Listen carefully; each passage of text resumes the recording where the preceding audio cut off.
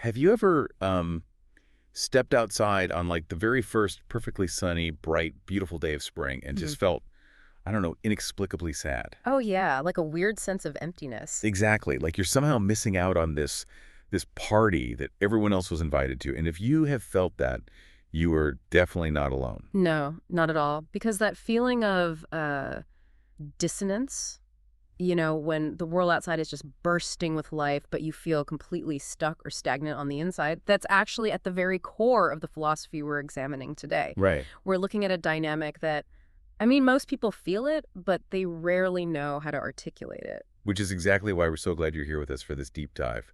Our mission today is to explore this really remarkable document. It's titled The Language of Spring. And we are moving far beyond just meteorology here. Yeah, we aren't just talking about botany.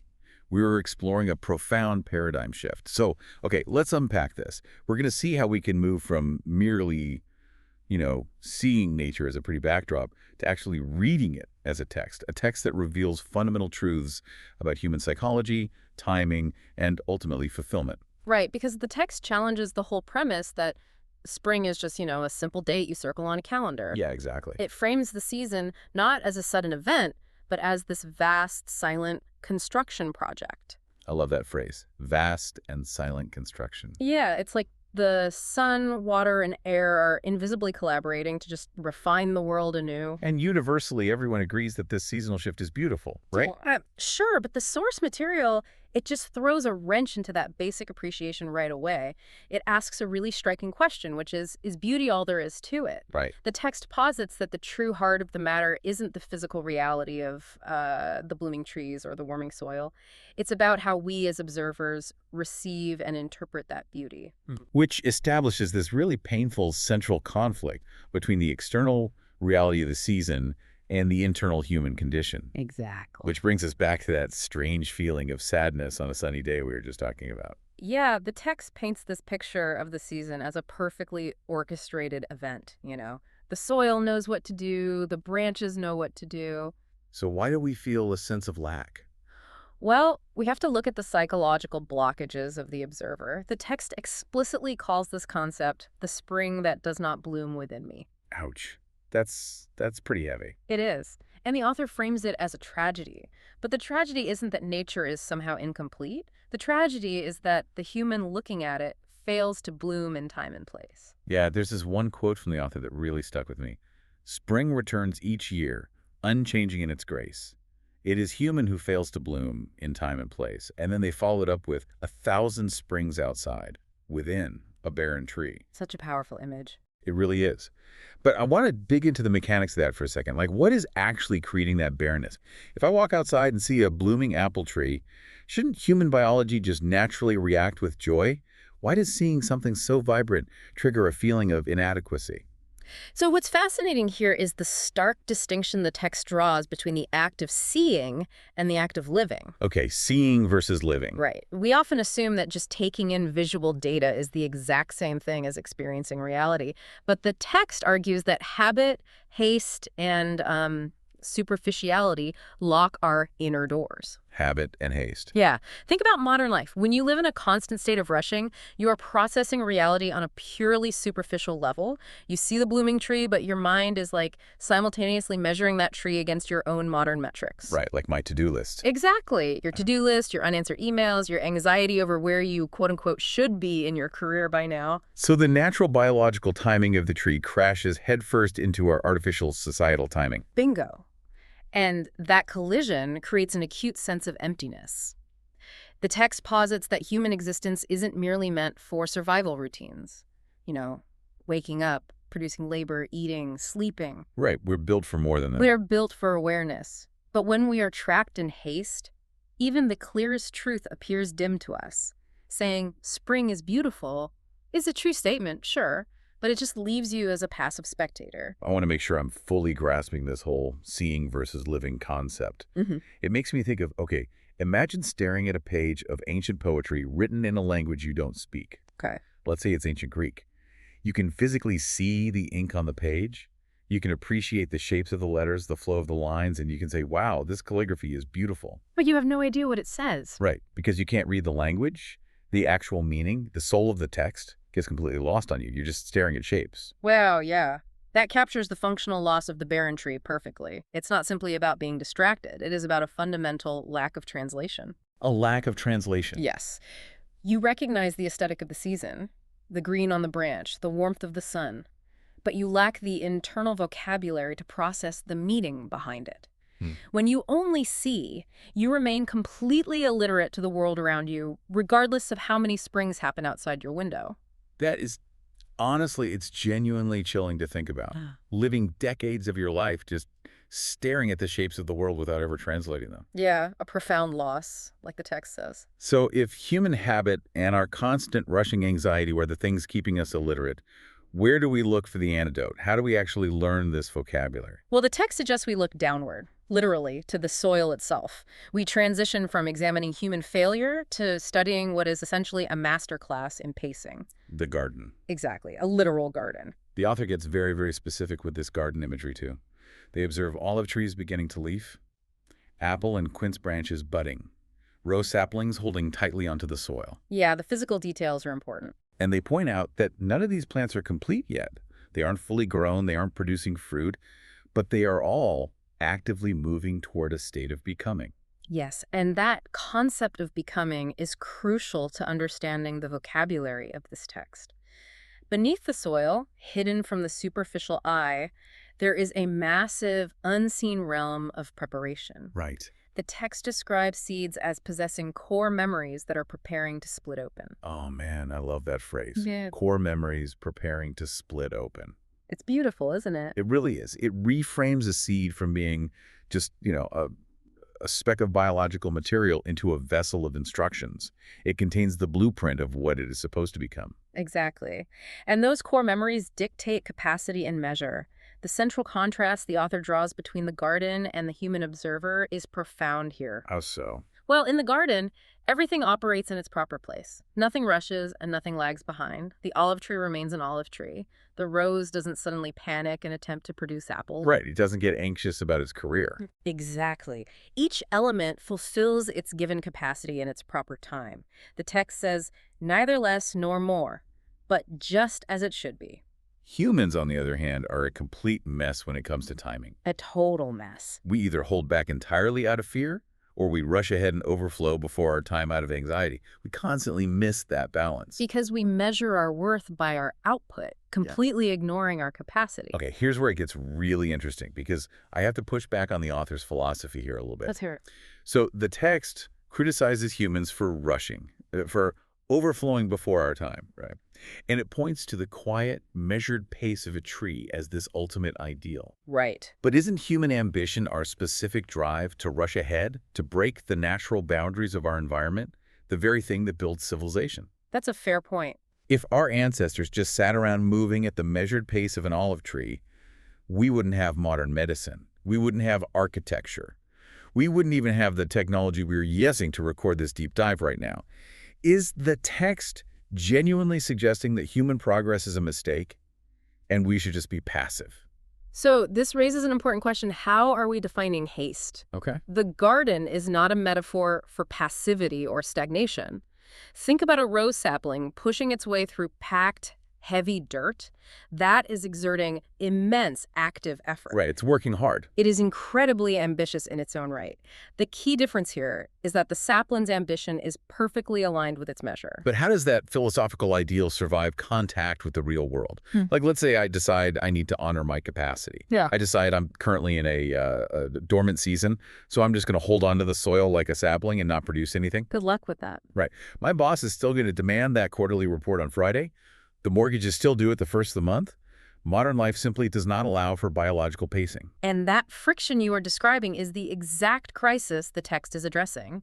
Modern society demands a perpetual harvest. A perpetual harvest. Wow. Yeah. It expects human beings to be blooming, producing visible fruit 12 months a year.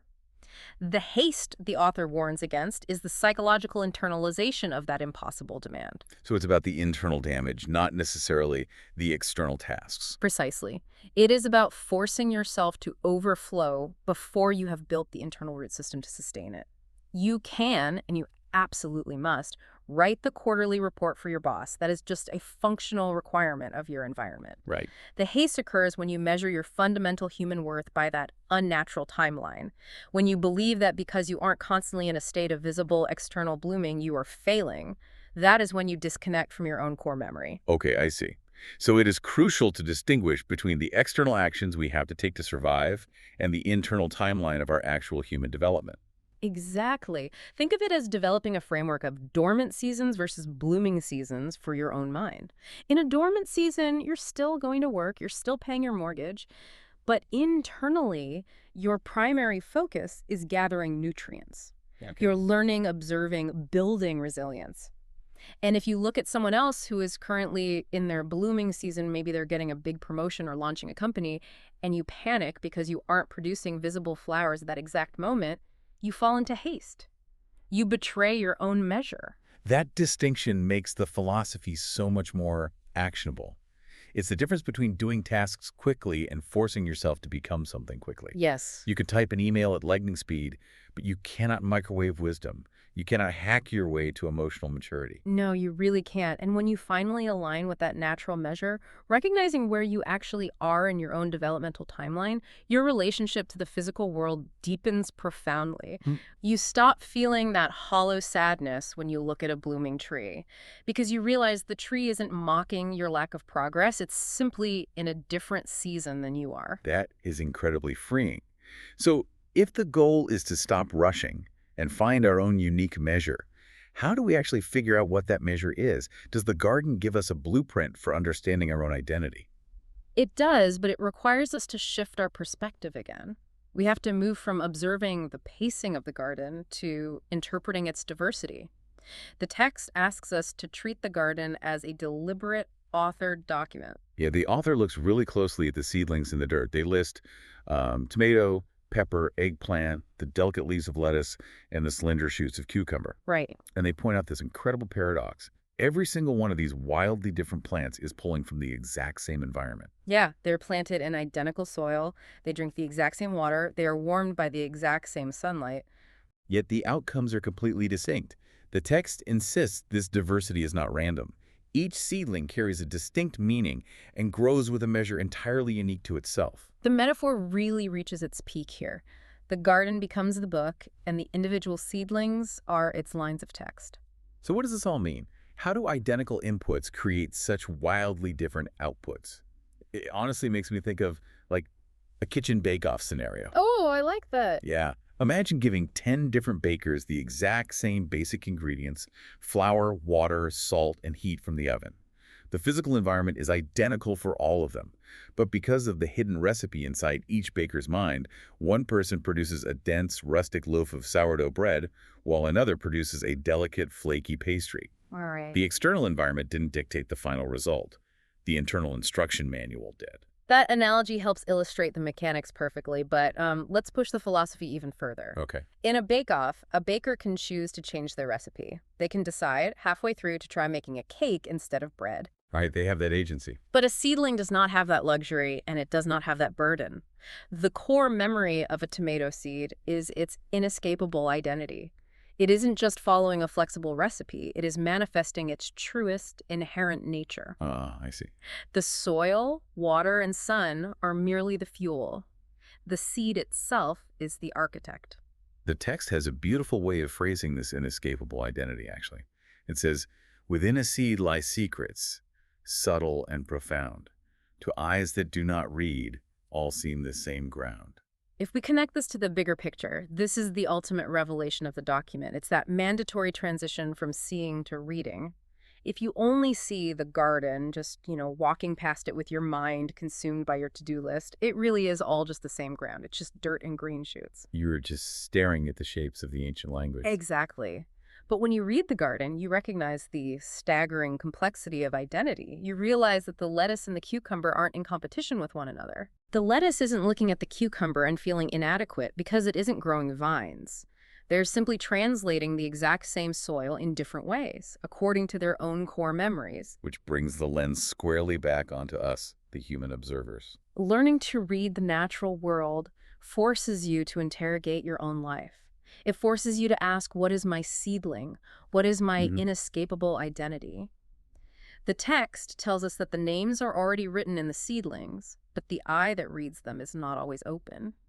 We wander through our lives feeling barren and inadequate because we are constantly trying to bloom like an apple tree when our core memory is fundamentally written as an olive tree. Wow. This philosophy completely rewires how you interact with the physical world. Hmm. Let's bring this conversation full circle for a moment. Let's do it. We started today with that haunting image of the barren inner tree. Ah! The person who stands in the middle of a vibrant, bursting spring day and just feels totally disconnected, lost in their own superficial haste and societal anxiety. And we then explored the remedy found in the soil, the patient, unseen work of becoming. The critical importance of honoring your own internal capacity rather than giving in to a culture that demands constant visible blooming. And finally, we learned to read the diverse texts of the garden itself.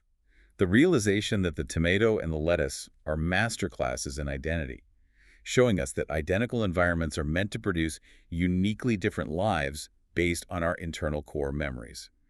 Our goal for this deep dive was to equip you with a new vocabulary. So that tomorrow, when you look out your window, you aren't just processing visual data to decide if you need to wear a jacket. You are reading the environment and you are using it to calibrate your own internal pacing. As we wrap up, we really want to leave you with a final thought to mull over. Something for you to explore on your own that builds on this concept of the tomato and the lettuce. Right. Remember that those seedlings pull from the exact same soil, sun, and water to become completely different things. The shared environment does not dictate the final form, the internal instruction does. Think about your own environment right now. You, listening to this, are likely planted in the exact same soil as thousands, maybe millions of people around you. You live in the same city. You navigate the same workplace or economy. You are consuming the exact same news, social media, and cultural sunshine as everyone else. The external inputs are virtually identical. But you possess a unique core memory inside you. So ask yourself, if you stop holding back out of fear, and if you stop rushing ahead of your own measure out of anxiety, what specific unique seedling are those shared everyday ingredients actually trying to grow within you? It is definitely something to consider the next time you witness that vast and silent construction project happening right outside your door. Thank you so much for joining us for this deep dive. We'll be back next time to unpack another fascinating set of sources with you. Until then, take a moment to truly read the world around you.